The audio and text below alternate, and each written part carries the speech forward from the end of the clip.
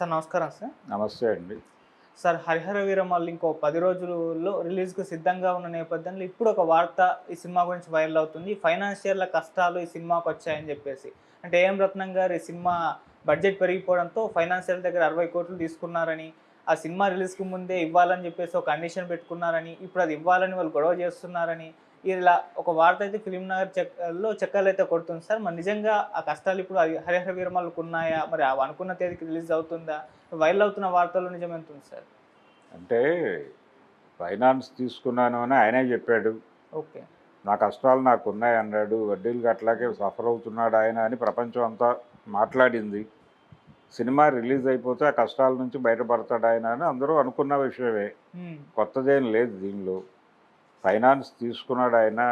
ఆ ఫైనాన్సర్స్ కూడా అడుగుతారు డబ్బులు. న్యాచురల్గా నో డ్యూ సర్టిఫికెట్లు తీసుకోవాలి అందరి దగ్గర నుంచి. తీసుకుని ఈ సర్టిఫికెట్లన్నీ అక్కడ సబ్మిట్ చేస్తే కానీ ఆయనకు హార్డ్ డిస్క్ ముట్టదు. అంటే రిలీజ్ చేయడానికి ఈ పర్మిషన్లన్నీ నో డ్యూ సర్టిఫికెట్స్ అన్నీ సమర్పించాల్సి ఉంటుంది. ఓకే. గతంలో ల్యాబ్కి ఇవ్వాల్సి వచ్చేది. ల్యాబ్ లెటర్ అనేవాళ్ళు. ఓకే. ల్యాబ్ లెటర్ ఇస్తే ల్యాబ్లోంచి ప్రింట్లు బయటికి వెళ్ళేవి. లేకపోతే ల్యాబ్లో ప్రింట్లు ఆగిపోయేవి. బయట లారీలు ఉండేవి, లోపల ప్రింట్ ఉండేది. ప్రొడ్యూసర్ బయటికి లోపలికి తిరుగుతూ ఉండేవాడు ఈ సర్టిఫికెట్ల సమర్పణ కోసం. అందుకని ఇది మొదటి నుంచి ఉన్న వ్యవహారమే, ఇదేం కొత్త వ్యవహారం ఏం కాదు. క్లియర్ చేస్తాడని అనుకుందాం.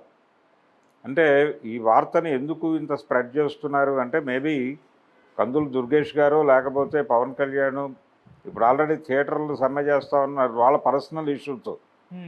వాళ్ళ పర్సనల్ ఇష్యూతో వాళ్ళు సమ్మె చేస్తాం అనగానే నా సినిమా కోసం మీరు థియేటర్లు ఆపుతామంటున్నారా అన్న పద్ధతిలో వాళ్ళు రియాక్ట్ అయ్యారు.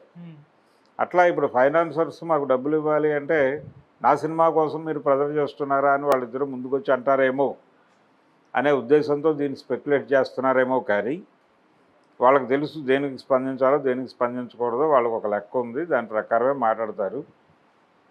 ఆయన కూడా జర్నలిస్టే. కందులు దుర్గేష్ గారు పూర్వాశ్రమంలో ఆయన రిపోర్టరు.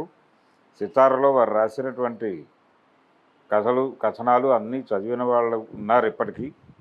కాబట్టి వాళ్ళకి తెలుసు విషయం. ఫైనాన్షియల్ ప్రాబ్లం ఉంటుంది ప్రతి సినిమాకి. అదేదో సందర్భంలో క్లియర్ చేసుకుంటాడు ఆయన. క్లియర్ చేసుకుని ఆ నో డ్యూ సర్టిఫికెట్లు అన్నీ సమర్పించుకునే బయటికి వెళ్తాడు. ఓటీటీ ప్రయత్నాలు ఇవన్నీ జరుగుతున్నాయి. ఒక దశలో అలాంటి హామీలు ఇచ్చి కూడా వాళ్ళ దగ్గర నుంచి నో డ్యూ సర్టిఫికెట్లు తీసుకోవచ్చు. అంటే రేపు ఓటీటీ అమౌంట్ వచ్చిన తర్వాత మీకు క్లియర్ చేస్తాను ఇలాంటివి ఏదో రాసుకుంటారు. అంతకు మించి వేరే హడావిడే ఉండదు. దీనిలో వాళ్ళు సఫర్ చేసేది ఉండదు. రెండోది ఆ సినిమాకి సంబంధించి ఆల్రెడీ ఆయన కొంత ఓన్ చేసుకుని మాట్లాడుతున్నాడు అనేది మొన్న అర్థమైంది. పవన్ కళ్యాణ్ ఓన్ చేసుకోవటం వల్లనే కందులు దుర్గేష్ గారు మాట్లాడాడు. కాబట్టి ఈ సినిమా రిలీజ్ గురించి ఆయన పట్టించుకుంటున్నాడు. ఓకే. ఇది రిలీజ్ కావడానికి సంబంధించి ఆయన ఏం చేయడానికైనా సిద్ధపడతాడనే విషయం వీళ్ళకి అర్థమై ఉంటుంది. అందుకని పెద్దగా రచ్చ చేయరు. ఇది నార్మల్గా ప్రతి సినిమాకి జరిగేది. కానీ ఈ సినిమాకి ఇంకా డ్యూ ఉంది అనేది ఒక వార్తగా మారుతుంది కాబట్టి దాన్ని సెన్సేషనలైజ్ చేయడానికి ప్రయత్నాలు చేస్తున్నారు అంతే. నేను ఇది ఏం రత్నం గారిని క్రిటిసైజ్ చేయాలి. ఆయన వాంటెడ్గా లాస్ట్ మినిట్ వరకు పేమెంట్స్ ఉంటాయి ఏ సినిమాకైనా చేస్తారు. ఇప్పుడు నరసింహుడు అనే సినిమా జూనియర్ ఎన్టీఆర్ది. ఆఖరి నిమిషం వరకు వాళ్ళు ఇవ్వలేదు, ప్రింట్లు బయటకు రాలేదు, సినిమా రిలీజ్ కాలేదు. అప్పుడు డైరెక్టర్ గారు హీరో గారు కలిసి వాళ్ళకి ఇచ్చిన రెమ్యూనరేషన్లు పట్టుకొచ్చి ఇచ్చి క్లియర్ చేసి సాయంత్రం ఫస్ట్ షో పడేలాగా చేశారు. ఈలోపు ప్రొడ్యూసర్ గారు వెళ్ళి ట్యాంక్ బండ్లో దూకాడు, చెంగల వెంకట్రావు. ఇలా జరుగుతాయి. కాబట్టి ఏది ఆశ్చర్యానికి గురవ్వాల్సిన అటువంటి అవసరం లేదు. ఈ సినిమాకు కూడా ఏం రత్నం గారికి ఇది కొత్త ఏం కాదు. ఆయన కొత్త ప్రొడ్యూసర్ ఏం కాదు. దశాబ్దాల తరబడి ఉన్నాడు ఇండస్ట్రీలో. ఆయన వేరే అంటే మేకప్లో ఉండి రూపాలంకరణ నుంచి ఇటు వచ్చాడు. ఆయన ప్రొడ్యూసర్గా మారాడు. చాలామందికి పర్సనల్ లెవెల్లో కూడా ఉన్నాడు ఆయన.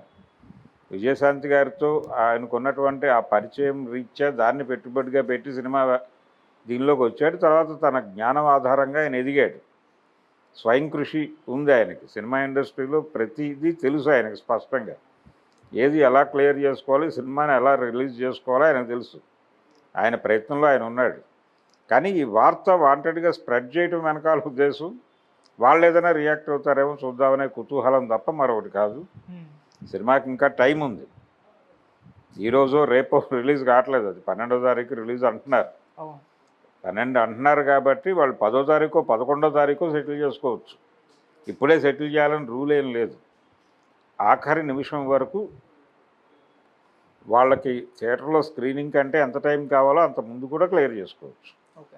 కాబట్టి భయపడాల్సిన అవసరం లేదు, ఆందోళన పడాల్సిన అవసరం అంతకంటే లేదు. 12వ తారీఖు రిలీజ్ ఉంది, ఇంకా 10 రోజులే ఉంది. సినిమా గురించి రకరకాల చర్చలు బయట జరుగుతున్నప్పటికీ ఒక ప్రాపర్ ప్రమోషన్స్ సినిమా టీం నుంచి జరగాల్సిన అవసరం ఉందని కూడా అభిమానులు అయితే కోరుకుంటున్నారు సార్. మరి ప్రమోషన్స్ చేస్తారా, దీనికి అవకాశం ఉందా సార్?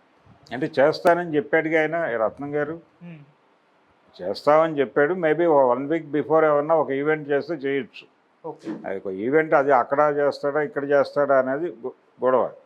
ఇవి మాత్రమే కాదు, ఆయన బయట కూడా అక్కడ మెడ్రాస్లో ఒక ఫంక్షన్ చేశారు. పవన్ కళ్యాణ్ లేడు, కానీ వీళ్ళు తమిళంలో మాట్లాడి సినిమాని ప్రమోట్ చేయడానికి కొంత కృషి అయితే జరిగింది. బాంబేలోను ఇతర ప్రాంతాల్లో కూడా వాళ్ళ పద్ధతిలో వాళ్ళు చేసుకుంటున్నారు. అయితే పవన్ కళ్యాణ్ ఇన్వాల్వ్ చేయటము, పెద్ద ఈవెంట్ చేయటం లాంటిది ఏదైనా ఒకటి జరిగే అవకాశం ఉంది. అది మేబీ 1 వీక్ బిఫోర్ ఎప్పుడో పెట్టుకుంటాడు ఆయన. రిలీజ్కి ఇంకా 2 వీక్స్ టైం ఉంది కాబట్టి సఫిషియెంట్ టైమే. కాకపోతే సినిమా గురించి రకరకాలుగా మాట్లాడుకోవటం అలవాటైపోయి ఇప్పుడు ఇలా మాట్లాడుకోవడం జరుగుతుంది. నిజానికి ఈ థియేటర్ల ఇష్యూ ముందుకు వచ్చినటువంటి టైంకి వాళ్ళు ఒరిజినల్గా అనుకున్నటువంటి డేట్కి కొంచెం దగ్గర ఉంది. 30వ తారీఖు అనుకున్నారు వాళ్ళు.